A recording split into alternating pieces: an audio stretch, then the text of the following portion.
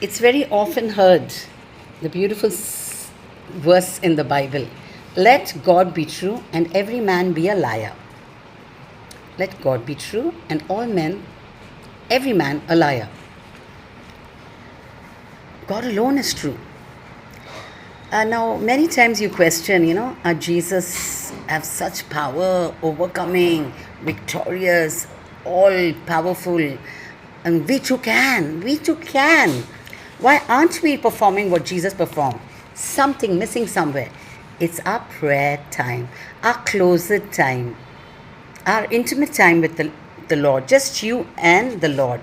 Just I and the Lord. The total intimacy with God. Okay? If we are in that kind of proximity and intimacy, we don't fall. We will never fall.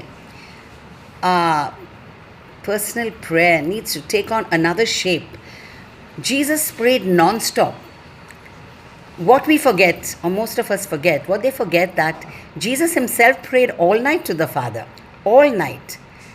So he could resist the world, the flesh and the devil. So he could resist temptation. Now Jesus was so pure. Why did he need to pray? Jesus was sinless. He was the Son of the living God. He was pure because on this earth he walked in the flesh. He walked as a man. To overcome man and temptations of this world, he had to be a prayerful, ceaselessly praying man to his Father. There was not a spot or blemish. Jesus was sinless.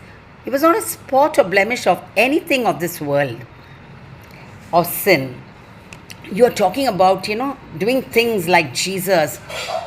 If you don't pray like Jesus does, how do you ever do things like Jesus ever did? Remember, Jesus had no ordinary prayer life. He prayed persistent prayer, consistent prayers in his prayer closet. Amen. He overcame. He was not ordinarily praying. Okay?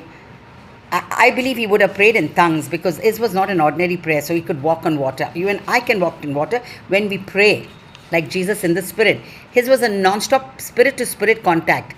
Man is a spirit, you and I are spirits. We live in a body and we have a mind, will and emotion. The soul. Your soul is your mind, will and emotions. So we basically overcome every temptation, all the basic temptations of this world. We can handle it so well when we pray ceaselessly, when we are non-stop in the presence of God. And how can you ever think, because Jesus did walk on water, how can you think you cannot walk? The more we